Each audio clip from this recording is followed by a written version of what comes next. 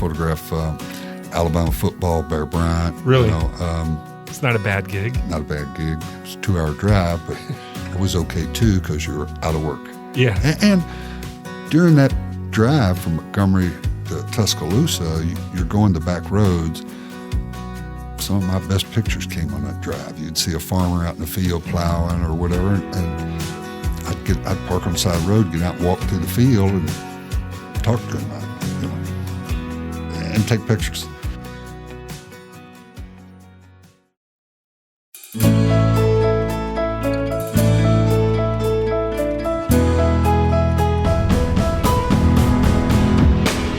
From Fiore Communications, it's How I Got Here, a show of inspiring stories from Tallahassee area leaders, business owners, and neighbors.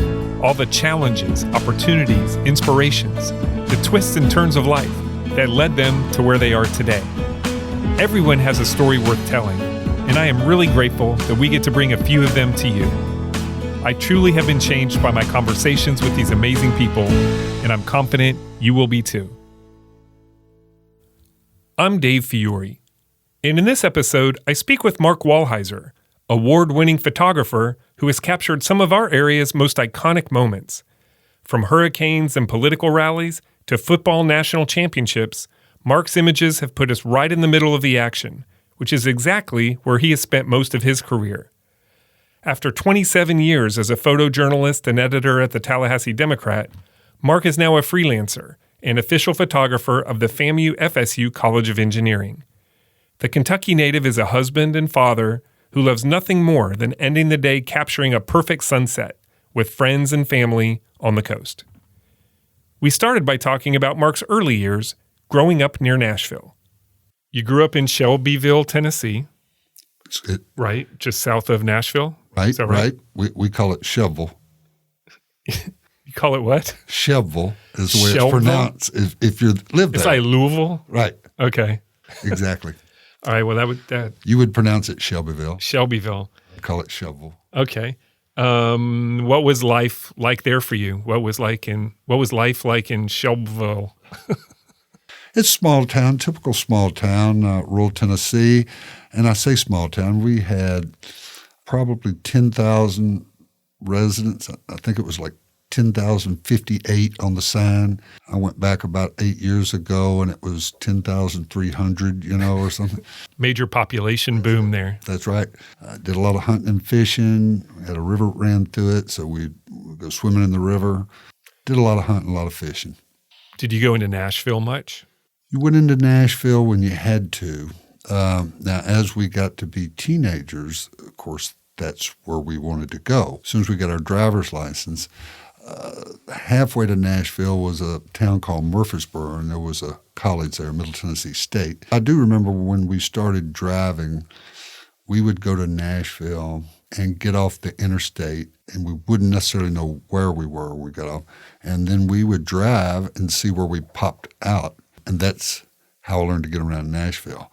So tell me about your family, parents. Did you have any siblings? What was your family situation like?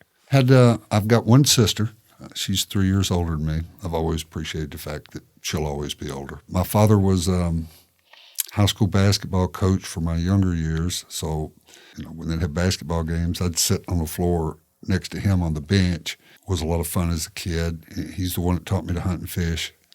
My mother worked in the principal's office for a period of time. This was a housewife. My sister was a school teacher in Alabama for a long time, and she's retired, and she now lives in Tallahassee. You talked about hunting and fishing. Were those your favorite things to do as a kid, or were you into anything else? Yeah, that was my favorite thing to do until I got wheels. And back then, you could get a motorcycle license at 14, which is scary, I'll just have to say. Did you ride a motorcycle at 14? Yeah. And I don't know how I talked my parents into it. Are we talking like dirt bike or road bike? No, road bike. Okay. Small. Yeah. Little Honda 65. But it got you around. It got you your freedom. You didn't have to ask anybody for a ride. And then a car at 16. It was a great little town to grow up in, although I'll have to say the whole time you're growing up there, you're wanting out. You can't wait to get out of this little town, blah, blah. And now, Doesn't seem so bad, right? No, it doesn't seem so bad. What were your high school years like? They were fun. I was not a very good student, so therefore the fun part came in. Why were you not a good student? I didn't concentrate well, Yeah. You couldn't get too crazy because everybody knew your parents, and my dad had coached there for years. My Right. mother had worked in the principal's office, although neither one of them were doing it by the time I got in high school. But everybody knew them. So we'll tell Betty if you don't behave, that was trouble. Yeah. So were you involved in any clubs or play any sports or anything like that? I tried to play sports. My father was All-American football, or Little All-American. He went to Western Kentucky, and I followed him there. But his favorite sport was basketball. He's tall like me, or I'm tall like him. Right. But I was not athletic at all. I played, I think, basketball until my sophomore year, and I quit the team. Grew 4 inches that summer. After you quit? After I quit. But It might have been easier. It's not like they needed or wanted me back. You said you followed your dad to Western Kentucky University. Right. What did you study there? I don't know about what I studied. I took a lot of classes. Did you have a major at some point? I had a couple of different majors. I started as an English major, which quickly evaporated. And then I took journalism. Okay. They had Western Kentucky, which is now one of the leading photojournalism schools in the country, at that time had a journalism school and they had a photojournalism sequence. I was not particularly good at it in school either. Good at In photojournalism. Oh, right. Yeah. You're in the dark room learning. You'd put a print in the developer, and when it got to where you wanted, I'd snatch it out, So you weren't really feeling it at that point, right? Like No. no It was spark just yet. fun. I or liked anything. to take pictures. Right. But there were photographers there whose work that I would see that inspired me to be better. I just wasn't in school. It took the job market to make me better. Right. Once they start paying you, Yeah. then It's a different kind of motivation. it's definitely a different kind of motivation. when your rent's due, it's a different motivation. Yeah. You might leave it in the solution a couple seconds longer, right? And then learn if it's too dark, you learn how to make it lighter, but it's got to stay in there. Right. All right. So did you finish school? Did you get your degree or leave before? I left before. Okay. I stayed there plenty long to get my degree. Right. If that were the criteria, I'd have 2 degrees. I was a professional student. well, you're not the only one. Exactly. All right. So you leave Western Kentucky and you got a job as a reporter covering Tennessee walking horses, right? Yes. What is a Tennessee walking horse? I grew up in Shelbyville, obviously, and that is the world headquarters of the Tennessee walking horse. It's a specific breed that's most common to Tennessee, and it's the walking horse part is specific to its gait. So I took a job at a small magazine there called the Walking Horse Report as a reporter, and went to a couple you'd go to these horse shows where they compete, and you would write about the show, who won, who lost. I'd carry my camera, that was my camera. You'd take pictures or whatnot, but I was hired as a reporter. That didn't last long. So I started taking more and more pictures, doing less writing, and finally that became my job. I was taking the pictures at the horse show, and then a lot of these same horse people would advertise in the publication. So you'd go to the barns and do portraits of their horses. I got a lot of compliments on the pictures I would take from the owners and whatnot. And then the more that happened, the more motivated I was to take better pictures and even better, And so that's kind of what kicked it off. So you were being hired privately to shoot these portraits? No, they would pay the magazine because they were going to advertise the magazine. Oh, I got you. Okay. So then the boss would send you, hey, go shoot a picture of so-and-so's 2 stud horses. Okay. you would go and you're supposed to photograph the horse, and he's in front of you, and one of the grooms is holding the leash off to the side, and then there'd be 5 or 6 people behind you waving towels and whatnot, or squeaky toys or something to get the horse's ears up to make them look, Right. And rear their head back. But to me, the picture was always behind me of the people that were, acting all foolish trying to get the horse's attention. Right. Well, looking back at it now, that was the photojournalism part was behind me. Right. The real story of what's going on. The paycheck's in front of me, but the story was behind me. Yeah. So that's interesting. All right. So I know you had a couple classes. Did you know what you were doing with the camera? Did you know lighting and f-stops and all that kind of stuff? The basic f-stops, maybe a flash on camera, correct exposure. Working at the Walking Horse magazine or newspaper, it was actually a tabloid type newspaper. I made a lot of mistakes there. Yeah. And so I can understand why they didn't pay a whole lot. It was a challenge, particularly since I was a one-man band. There was nobody to learn from, if you will. Right. So you're totally self-taught there. And that was a challenge. You couldn't go to YouTube and check out, all right, how do I do this or how do I do that? And not only that, but for our younger listeners, explain to them how long it was between the time you actually took the photo. And it wasn't like you could go back and make it up, right? It was then and there. You didn't look at the back of your camera. Right. You're not looking. I mean, No. you would bracket it, right? Right. And you drive an hour to do a shoot and an hour back, spend an hour or two in the darkroom, and if it didn't turn out right, now you got to go back and do it again. Right. They're not happy. Your boss isn't happy, which makes you not happy. Right.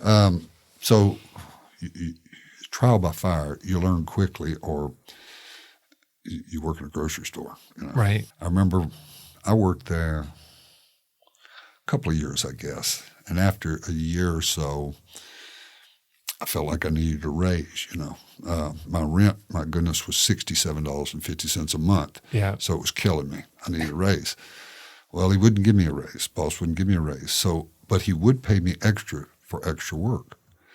I made more money cleaning the bathrooms after work than I made as the photographer. That's a lesson learned, right? That's it. Well, Better get on up the ladder quick. I also read where you said that even at this point, you didn't feel like photography was your calling. First job out of school, I liked taking pictures. Yeah. I wouldn't even call it photography, at that point. I just liked taking pictures. But it was not until I got hired in Montgomery and started working at the newspaper, which was a general circulation daily. In fact, both a morning and there was an afternoon paper, that I started to develop, the photojournalism calling, if you will. So you were a general staff photographer. You did breaking news, features, all kinds of stuff? That's right. Yeah. Sports. I'd go photograph Alabama football, Bear Bryant. Really? It's not a bad gig. Not a bad gig. It was a 2-hour drive, but it was okay too because you were out of work. Yeah. And during that drive from Montgomery to Tuscaloosa, you're going the back roads. Some of my best pictures came on that drive. You'd see a farmer out in the field plowing or whatever, and I'd park on the side of the road, get out and walk through the field and talk to him, and take pictures. So I always try to leave early. We covered a vast area of the state south of Birmingham to the Florida line. Mm-hmm. And so there were a lot of little towns that I would go and shoot assignments at, high school football, most all of it was black and white work back then and in the dark room. So you had more leeway with black and white than we had color slide film. So you had to be on. It had to be good, especially trying to shoot night football with a flash because they didn't have enough stadium lights and the film was slower speed. Right. So, I mean, that's a lot for somebody with, limited experience shooting horses. It's all of a sudden you're being thrown into, you're shooting Bear Bryant and marches from Selma to Montgomery, both civil rights marches and Klan marches, food shots. We would go and photograph ladies' teas at the country club where the women get together on a Tuesday afternoon and drink tea or whatever. So did you feel like you were starting to get the hang of the technical side of it and developing an eye at this point? I was starting to develop an eye. Certainly, photography, is 150 plus years old, but it is not an exact science. Even today, it's not an exact science. I can promise you. But back then, for a young man, and I was 23 when I went there, I guess, it was a challenge. And again, you couldn't Google up answers, but at least I was with a staff of 7 photographers and 2 photo bosses, a chief photographer and a director. If you made a bad mistake, which I'd made a couple. Yeah. Like what? Like what kind of mistake? The boss, the director of photography, he went out with a reporter one day, and they were riding around in the country outside of Montgomery. I don't think they were working. I think they were just out. There might have been a bottle involved in that. I'm not sure. Right. But and we listened to police scanners. We had 2-way radios and stuff like that. There was some people that kept lions at their house. Don't ask me why. Lions? Lions. Okay. And one of the lions got out and killed the husband and had the woman trapped in the house. And it was not far from where they were out riding. So they responded, and he shot pictures of the police officers, the sheriff's deputy would be, that showed up and shot the lion and stuff. Came back and pitched me a couple rolls of film and said, "Soup this." I don't like where this is going. At least I was smart enough to not put both rolls of film in the same developing can. I separate them so that if you make a mistake, you don't lose everything. Right. Well, I made a mistake.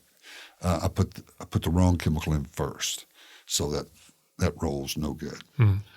Well, the other way you learn, which I don't think they learn these lessons as well in the news business these days, is when you mess up, you had the old curmudgeon editor that would have you bent over backwards over the countertop, chewing your behind, poking you in the face with this. I mean, it was ugly. Right. Well, you didn't make that mistake again. And so at least he had a couple of pictures come out. Right. But of course, the better stuff was on the other roll. Right. Oops. It was not my last mistake. Yeah. I'm sure not. So in 1981, you came to Tallahassee. I did. And was that to work at the Democrat? That was. Okay. I'd heard of an opening here. And so I gathered my portfolio and drove to Tallahassee. And I remember I had my interview on a Saturday afternoon, late Saturday afternoon, and I came in on Tennessee Street from the interstate. And when I came through campus, Tennessee Street there right at campus was just, they were diverting traffic. I mean, it was jam full of people, thousands of people in the street. Well, we had, I didn't know we were playing, but we had just beat Ohio State up in Columbus. Right. And so everybody would file out Tennessee Street and clog it. Yeah. That was that streak of crazy road wins, right? The Road Warrior. That's correct. Bobby Bowden, all that. That's correct. Because he came in 78, I came in 80. Was it Pitt, Ohio State, Nebraska? Now, I was at the Nebraska. Yeah. By the time they beat Nebraska, I was on the plane. I flew to Lincoln and shot Michigan State, Michigan. We beat all these teams on the road. Right. And because nobody would play us here. Right. When I first came, people were playing us for their homecoming. Right. So that tells you something. Yeah. It was exciting times. Yeah. Who was the editor when you came to the Democrat? The executive editor when I came here was Walker Lundy. He is the person that hired me. I got a 50% raise from Montgomery. So that's a big deal. It is a big deal. and beer and cigarettes were cheaper too. Another bonus. It was a bonus. So I went from $100 a week to $150 a week. Don't remember what my rent was at that time. Do you remember what your first assignment was at the Democrat? I do remember what my first assignment was. There was another photographer here named Mike Ewan. He's still here in town. Right. He's retired. He had been to shoot an assignment and messed up the color. Right. Color's pretty critical. And so I went and reshot it. Shot it on 2 1/4, which was my skill set from Shelbyville anyway. And it was stunning. And this was during the trial period. They tried me out for a week. Okay. And put me in a hotel. So that was my first assignment. So I see that you were also part of your job was to be a photo editor, right? You're a photographer and photo editor. Right. So what does a photo editor do? That was much later. I can't remember how many years in the job. Oh, so that wasn't initially. Oh, that no. Oh, okay. No. I was there 27 years. Right. So this probably came in year 23 or 22. You work with the word editors and the reporters. You go to the news meetings and hear what stories are coming up. And then you would try to think those through. What would be the best visuals to go with this? How can we, do we need to, photograph this aspect of the story or that aspect of the story? And then you would create the assignments for the photographers to go out and shoot. Okay. So it's planning the content that goes with the story. That's correct. Okay. That makes sense. Did you like that? That sounds fun. I did like that. And one reason I liked that was because you had some control over how the visual department communicated and worked with the reporters. Without that photo editor, you would sit back there and wait for an assignment to come in. Let's say an organization raises $10,000 for a NGO or something, and so they would want you to go and photograph them handing them the big fake check. That says nothing. Right. It's just the same check everybody else gets with the number change. Instead, we would rather go photograph what that check is going to do. And so if you're in the news meetings and working with them, you have a chance at the beginning to redirect some of that stuff. By the time the assignment comes back to photo, it's too late. Their heads have already moved on to the next day. And right.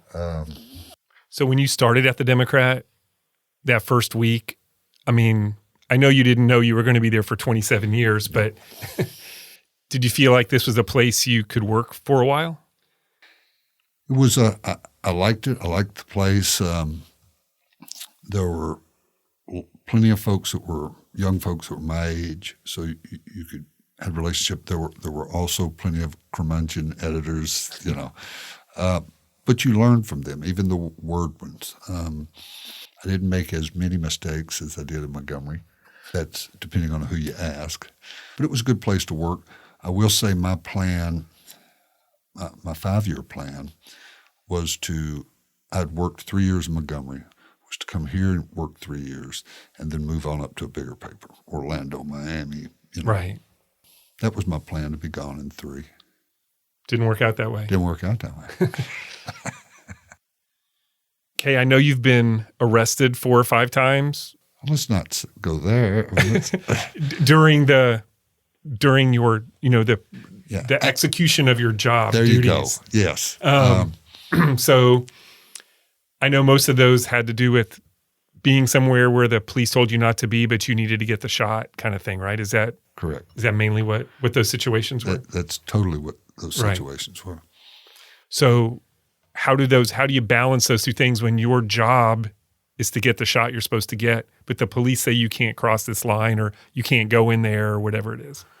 Well, guess how I know at least a few times. Guess how I did that? Right. I went there anyway. Right. I've never had a record, never spent more than a couple hours in jail. 2 of the times I was released there on the scene. And what I didn't know then, but learned during my career, I felt proud of the fact that, by golly, we won. I did have a right to be there. You've released me. I could be on it's a sidewalk. It's a legal place to be. Right. There are a lot of onlookers standing there, but you just didn't want me there because I'm taking pictures, because you didn't run the other folks off or arrest them. So I was in the right. Walker Lundy picks me up and says, well, you're right. You had a right to be there. Now I can't wait to get back to paper and see those pictures. I said, well, I don't have any because they came over and told me to stop and they arrested me. He said, well, you had a legal right to be there, but you're the loser. The cops won. But you don't have any pictures to show. You get some pictures first, Right. Then go there. Boom, And he was right. So what positive came out of any of those things, I'm not sure, But it's checks and balances. It's a dance with law enforcement at that time. I mean, I know they're doing it for your own safety, but no. Well, I don't want to say no. So, sometimes that is the case. Or they don't want you to see what's going on. That's what it was in these particular things. They used the safety. I mean, there's nobody shooting a gun. We're talking a house fire, and you're talking across the street. But you've got a camera, and the rest of the folks standing around don't. They know you're with the newspaper. I mean, they knew my face. Right. If you let that get by, then it just keeps happening. So, is it a case where they caught you somewhere, or they said, stay here, and you just went around them? Yeah, you can't be here. You need to move back. It's like, well, here's all these other people about them. No, right. You got to move back. You got to go over there across that street. No, I don't think so. But, I mean, they got the gun, you don't. So right. You go across the street, and then you work your way back. That's right. That's right. I can remember a shooting on Franklin Street, and there was a guy held hostage. And so the command post was set up somewhere, and they said, you as you cross the outer perimeter, they said, command post is up by the so-and-so. Okay. You're headed, well, I don't want to go to the command post because they're going to have all the media just corralled right there. It does me no good. I'm not, the reporter needs to be there to write the official account. So I did an end around and was coming where I thought I could get an angle and kind of going through the woods, and I heard a police radio crackle, and it was then Under Sheriff Larry Campbell's voice that said, watch out, Wallheiser's not here at the command post, so he's out there somewhere. Keep an eye out for him. Well, there were two officers laying in the bushes, with their scoped rifles, whose radio was coming over. One of them stood up and just pointed, and I left. I'd been busted, Right. And I don't remember the rest of that, how that turned out, other than it didn't turn out well for the hostage taker. Did you ever feel physically scared in those situations? Not in those particular situations. Now, I was involved in one shooting when I worked at Montgomery that was pretty hairy. And then there's certainly been other stuff I've covered. The riots in Baton Rouge were unnerving. Situations that you would cover where you didn't necessarily have a friendly side, right, that you could retreat to. In 2008, you decided to become a full-time freelance/contract photographer. What led you to that decision at that time? I didn't decide that. That was decided by an editor, and that was kind of the start of the layoff firings spiral that the news business has been in. So wasn't my decision, but I've liked freelance work. Right. I didn't realize that was kind of one of the first steps in the. I was one of the early ones. One of the early ones. Okay. Yeah. So it's worked out pretty well for you. It has. There can always be more work. Right. But so tell me some of the organizations that you've freelanced for. Oh, I'm a contract photographer for the New York Times, Washington Post, Getty Images, Associated Press. And much like the news business, one of the things I like about freelance is every job's different. I mean, I've got some specialties, but So tell me how that works. Do the organizations or publications, do they choose you specifically, or is it regionally based and they've got something going on that's within an easy drive for you and you're part of a pool that they select from, or how does that work? it's generally region based. They got something nearby and they check their sources and say, oh, we've got a guy, yeah, he's near there, so they call you, see if you're available. And my region, like Getty Images, I shoot all the hurricanes for them, shoot elections for them. Shot the riot over in Baton Rouge for them, so it's 6 or 7 days. So my area for them is much bigger. Do you like leaving the area to shoot stuff? I much prefer leaving the area to shoot hurricanes. Me too. I hope you always shoot out of the area. I hope when you're I doing always hurricanes. shoot out of the area. Yeah. Especially living on the coast. Right. But and when I used to travel with Bobby Bowden all over the country, I loved that travel. I was a younger guy. Plus, you're covering Bobby Bowden. You know, Right. You fly in on Friday, you fly home on Sunday. You eat free, and he was a class act too. You know, Yeah. You could sit on a bus with him or whatever. You know, sit Right. down and eat. Go to his office. So the travel has not been crazy. Hey, everybody. I'm very pleased and proud to announce that How I Got Here is now sponsored by Socially Loved TLH. When I realized that the podcast may actually be getting listened to, I wanted to find a partner that would have the same general goals and benefit from reaching our local audience. That's why I'm so excited about connecting you with Socially Loved TLH.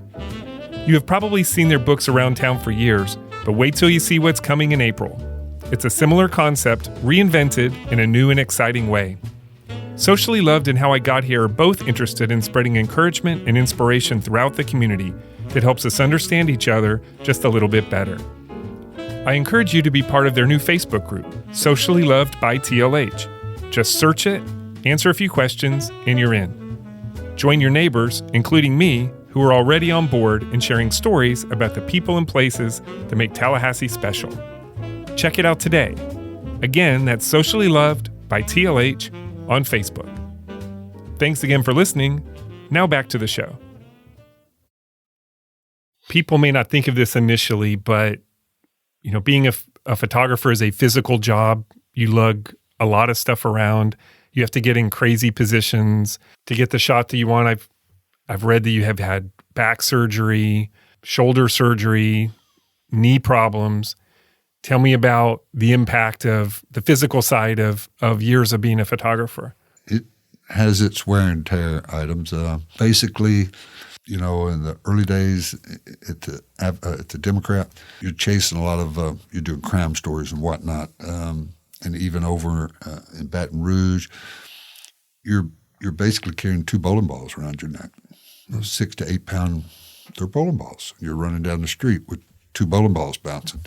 Then you got a 40-pound bag on your right shoulder or back and forth. Then when I'm doing my commercial work now, you're carrying another 60 pounds of studio lights and umbrellas and softboxes. And I've had 2 back surgeries.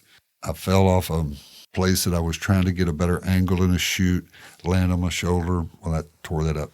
We see you at a basketball game and you're, assuming you don't get fallen on or something, but still, you're sitting on the floor. You're sitting down, popping up. Yeah, you're sitting on the floor, cross-legged for 2 hours. You go to try to get up at the end of the game to go photograph the jubilation, but your legs don't work anymore. Right. It's all challenging. Right. You've had a bird's eye view of some of the coolest moments, sports-wise especially basketball and football. Being right there in the middle when the coaches congratulate each other. There's been shots of you next to Bobby or Jimbo when that happens. Great action shots.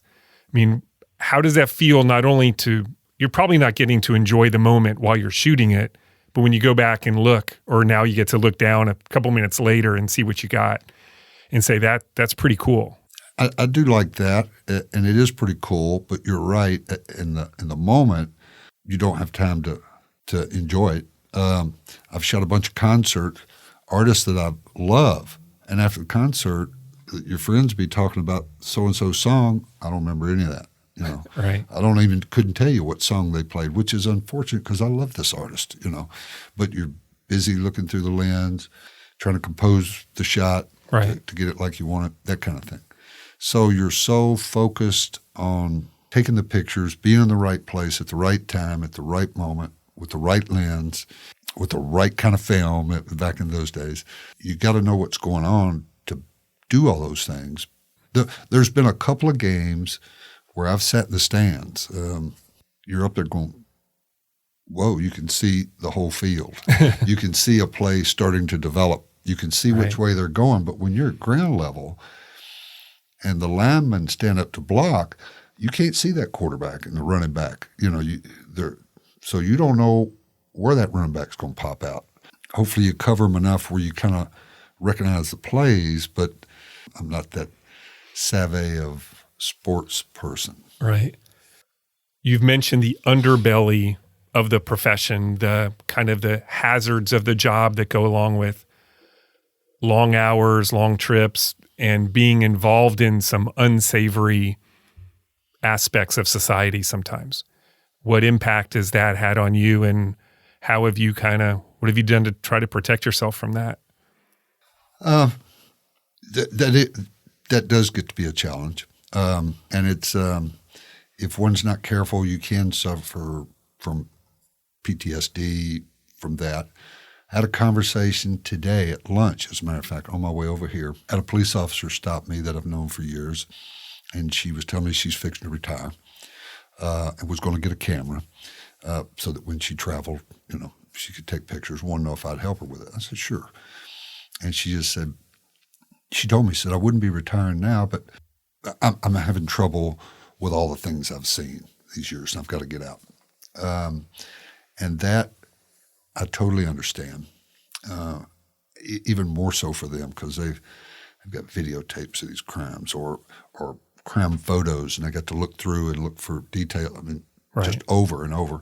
Well, the same thing. I did a crack cocaine series that I did for 8 months, where you're dealing with the underbelly of the crime scenes, the drug dealing. I mean, you're right in the middle of it, right? Yeah. In fact, yeah. I mean, they've dealt crack in my car window, and I picked up a camera and shot. I had it ready to go down beside me. He's leaned in the window. I mean, he could have pulled out a knife, I guess. And there's a cop further back watching this, but they can't be there that quick. Right, yeah.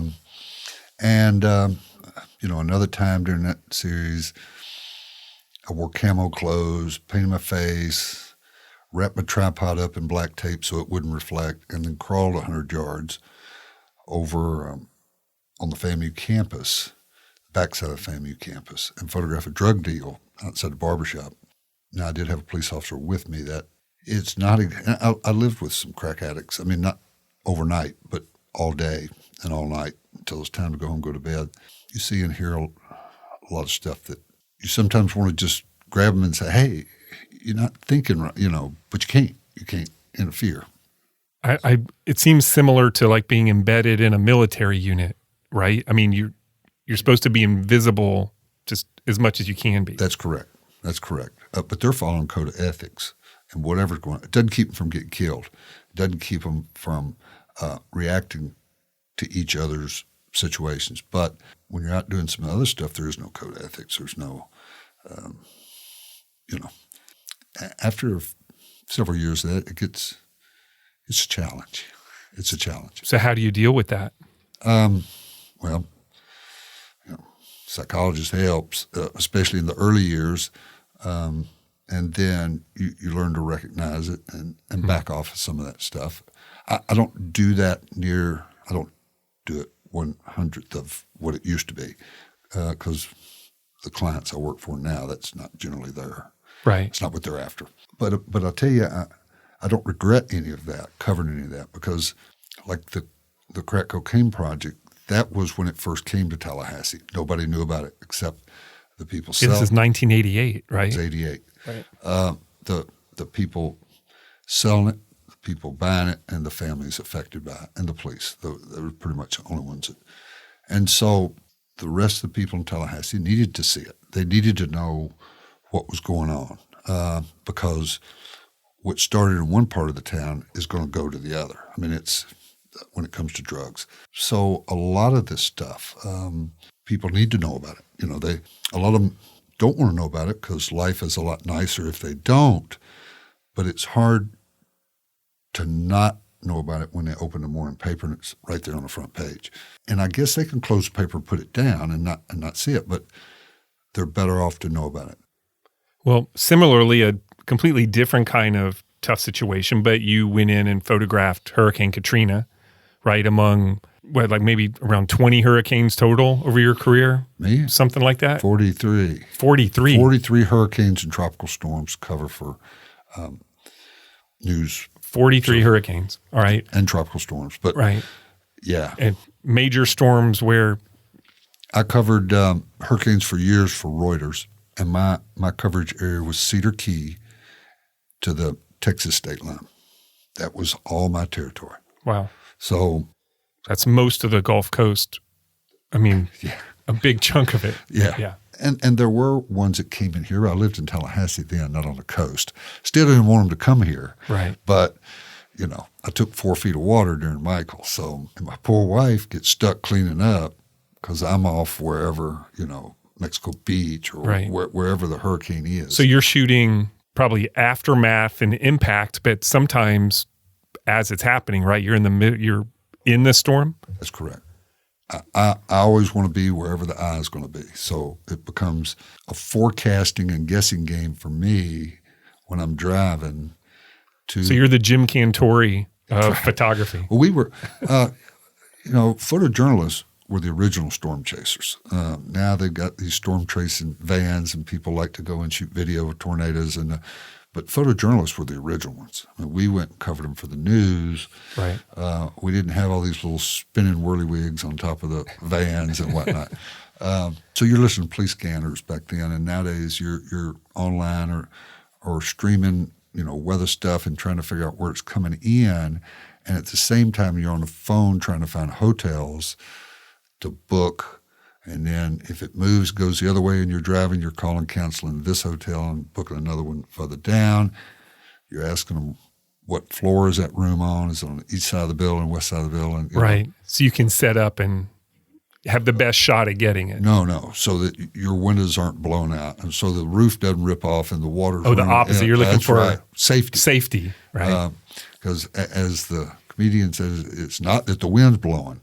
It's what the wind's blowing. Right. So, and the stop sign coming at you at 60 miles an hour. Right. It's not survivable. No. I mean, it takes a certain personality to want to do that and jump in the middle of it. Was that natural to you? Did you have to kind of learn to do that? Or a certain mental shortcoming. Is that a lack of judgment? A certain amount of lack of judgment, exactly.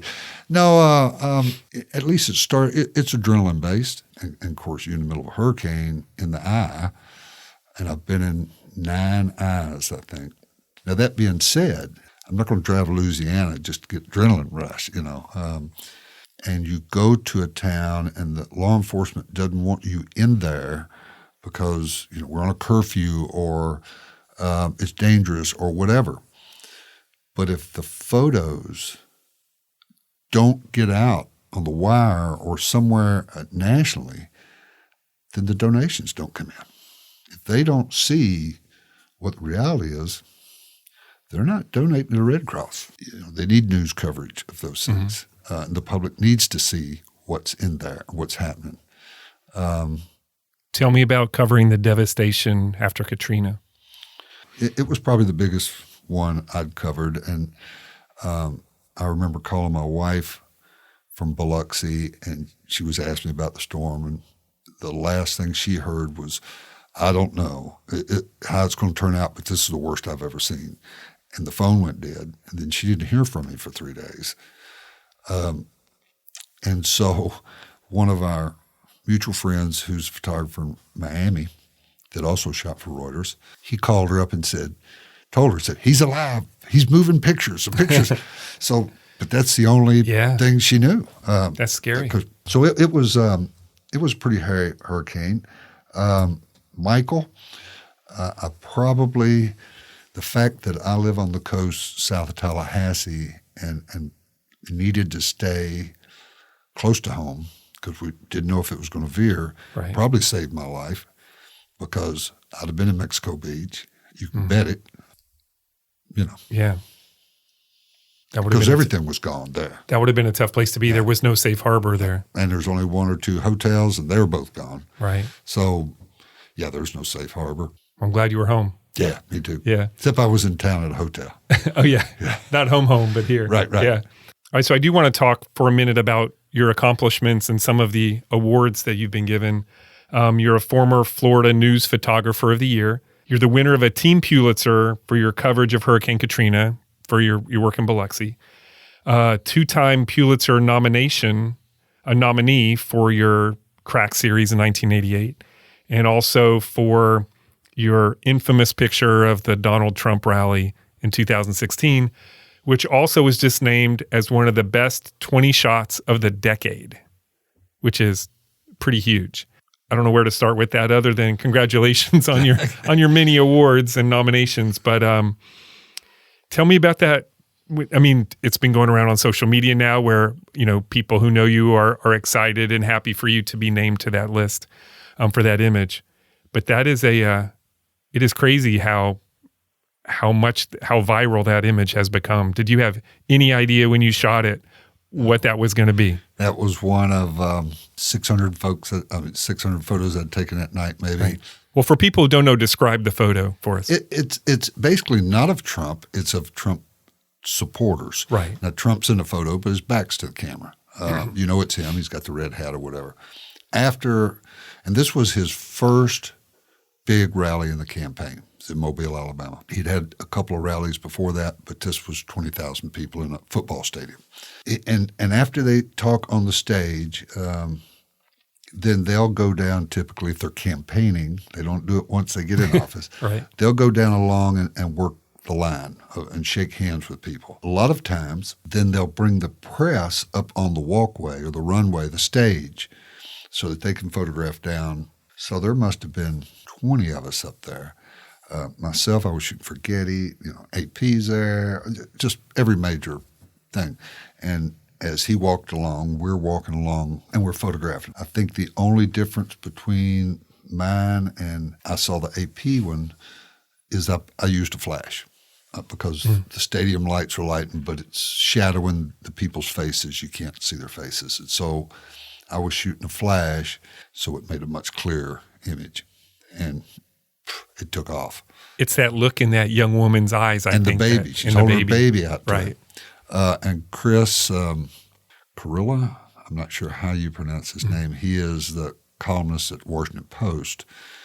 Apparently the next day wrote a column and took that image in his column and dissected it and told his readers what each person in that photo, what was going on in their mind. Right. He gave them all backstories, right? He gave them all backstories and called for me to win an instant Pulitzer in his column. And of course, I didn't know this, and somebody finally said, "Hey, I guess you saw the," right. No, what are you talking about? It really is kind of attributed as capturing the fanaticism of some of President Trump's followers. That's correct. Correct. It's a great photo for anybody listening who hasn't seen it. Just it's not hard to find on the internet. And in fact, I have I Googled Trump photo, just those two words, and that one popped up. I didn't put name with it. I mean, my name or anything, or famous Trump photo. It pops up. That certainly is the first thing I've ever had that went viral. Yeah. I've seen estimates, or as far as what you have negatives for, or in combination with digital, files, upwards of 50,000 or more that you have access to. No. More than that? Oh yeah, negatives, just negatives, and we started shooting digital. We started scanning negatives to digital in 98. So just negatives, I got over 1 million. 1 million? Yeah. Individual pictures. Wow. And I have them all. I mean, the Democrat, we didn't have room to store them. They kept them 3 years, and after 3 years, they give them back to you. A lot of photographers threw them away. So you own the rights to them. That's correct. They're yours. Okay. And so majority of those aren't digitized. They're just in negatives. And I've got them in humidity control storage. One of these days, they'll make their way to the RA Graybill, and I would assume. I haven't even come close to trying to estimate what I have digitally. Right. And the RA Gray building is the Florida Archives. That's right. Florida Archives. Where all the... They call it the Memory Project. How ironic is yes. that? You're not the only one to own your photos. I understand that Sir Elton John has one of your photos in his private collection. How did that happen?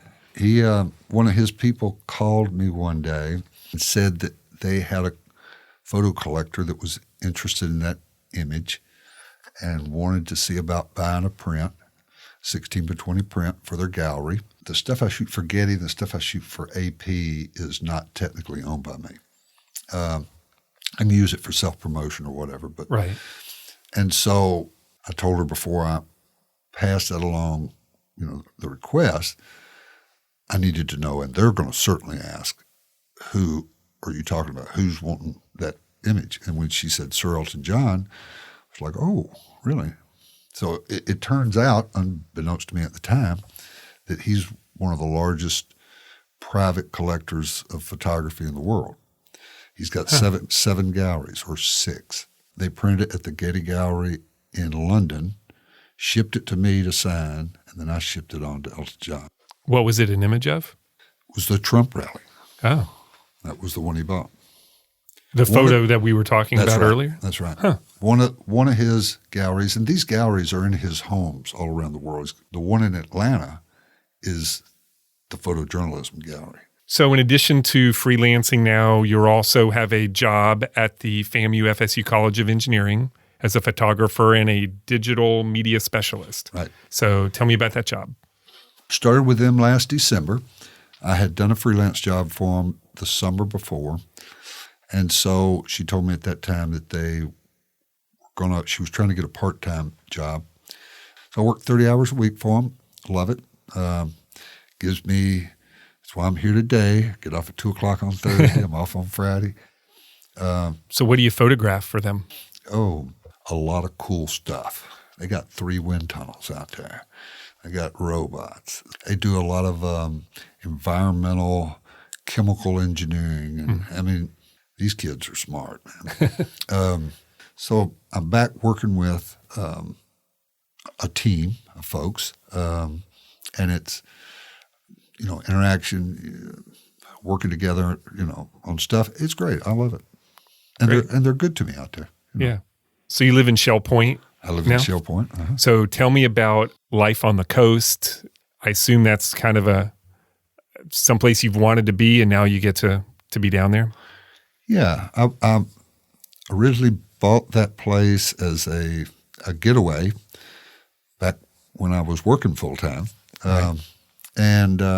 So then when I left the Democrat, I couldn't have 2 houses. I'd sell one, so I sold the one in town, moved down there. Great, love it down there, except when the water comes up. The rest of the time, it's great. Right. And it's not the water from above, it's the water from below, Mm-hmm. But I've only been flooded twice, Dennis and Michael. Not this time of year because it gets dark too early, but normally I leave work, go home, you got a couple hours, get the golf cart, ride down to the beach, open a beer, take pictures of sunset, play with the dog. It's great. Yeah, I was going to ask, some of the most striking photos I've seen of yours recently are those exact shots, your dog, crazy shots of your dog at sunset and playing and with tennis balls and in the water. And I got to tell you, they almost look like they're not real, that they're real, photoshopped in some way, which I know they're not because you did it. Right. But they're amazing. It's fun stuff, and you're not being paid to do them. You're drinking a cold beer while you're doing it. You're listening to radio. I'll have my radio in the golf cart going, and we just sit out there on the beach or surrounding areas and, talk to your friends, your neighbors when they come by. When the sun starts happening, some days are duds, but even the duds are good, Right. It's crazy. There's an 800-foot long stretch of public beach there. And the amount of different stuff you see in that 800 feet amazes me. I mean, I go to the beach and look, won't be anything happening. So then I'll drive down to a friend's house that's got a different view of the water, and then the other way to another. And you come back by, and there's a dude doing flame throwing. He's breathing fire down on the beach. It's like, what the hell? What are you doing? Where does this come from, right? Well, he lives in Wakulla County, and that's what he does. And so then the next time I see him, he's got his girl and he's teaching her how to do it. Well, that's a picture, right? I mean, for sure. How can you not? That is not a typical date night. No, it's not. So, and then untold number of weddings. You go down at dusk and couples get married. They have great sunsets there. Winter sunsets are the best. There'll be a lot of times there's a lot of people on the beach watching sunset. They got their phones out, taking pictures of stuff. As soon as that sun goes below the horizon line, they're all going back to the car, get in the car and leave. Now, I got plenty of room to work because to me, the sunset is not until after it sets, if you will. That's when it's just starting. So that's a tip for the amateur photographer, right? That's when the color is fixing to happen. That's good to know. Yeah. I didn't know that. That's right. There you go. Yeah. I'll take advantage of that next time. I'll look real smart. I'm like, hey, everybody, this is when it's just getting started. Trust me. Trust me on this. That'd be one of the dud days. Yeah, that's right. Probably. So you mentioned your wife several times throughout this. Please tell me who your wife is and maybe how you met her and what it means to you to have her in your life. My wife is Jeannie Booth. We met at the Democrat. She worked on the advertising side. I worked on the news side. Back in the day, that hallway that went down between them was an important barrier. It was a barrier. You didn't really cross unless you had business over there.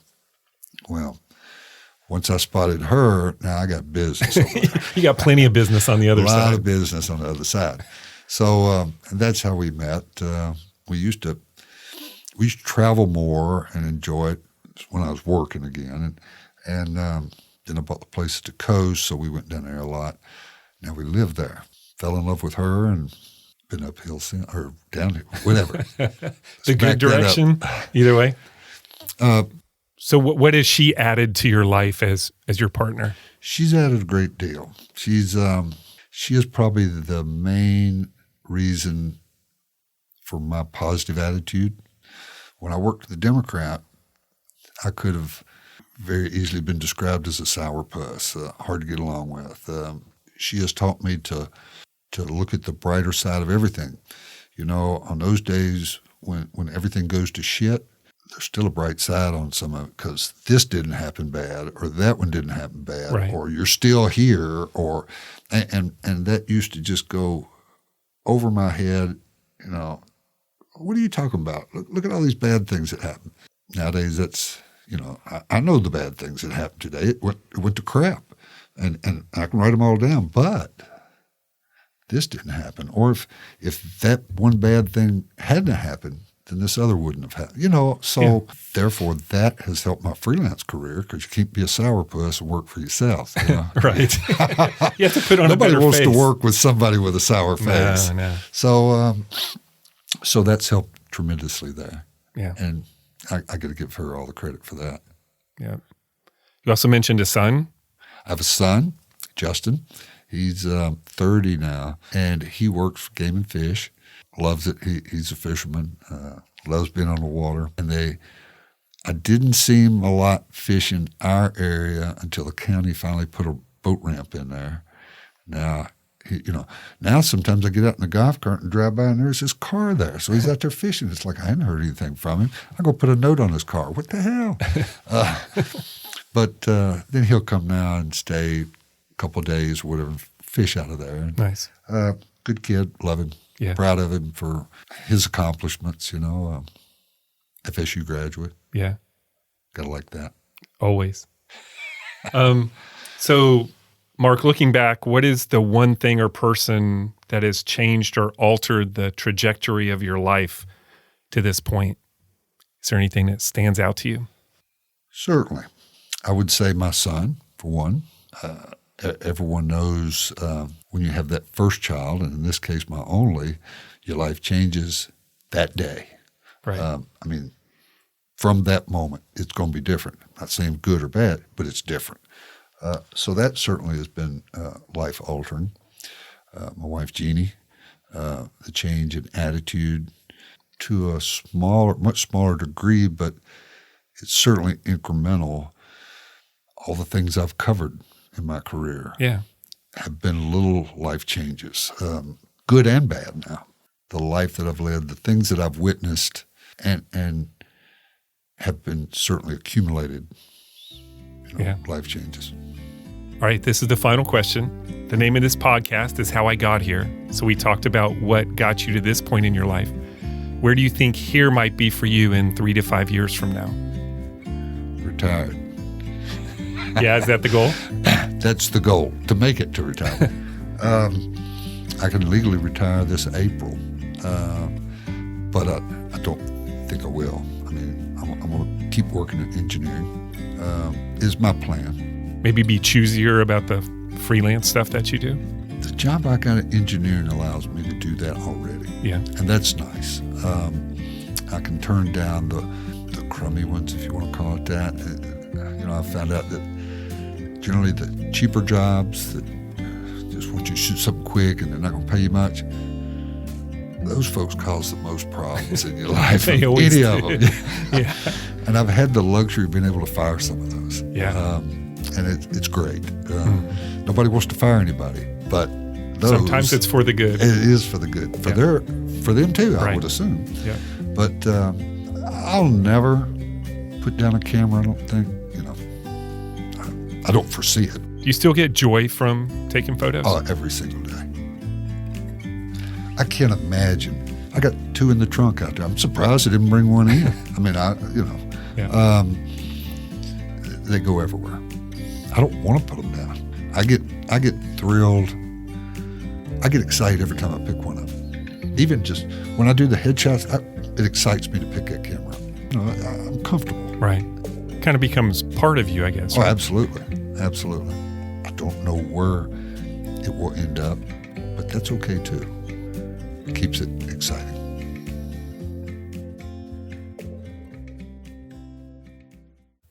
That was Mark Wallheiser.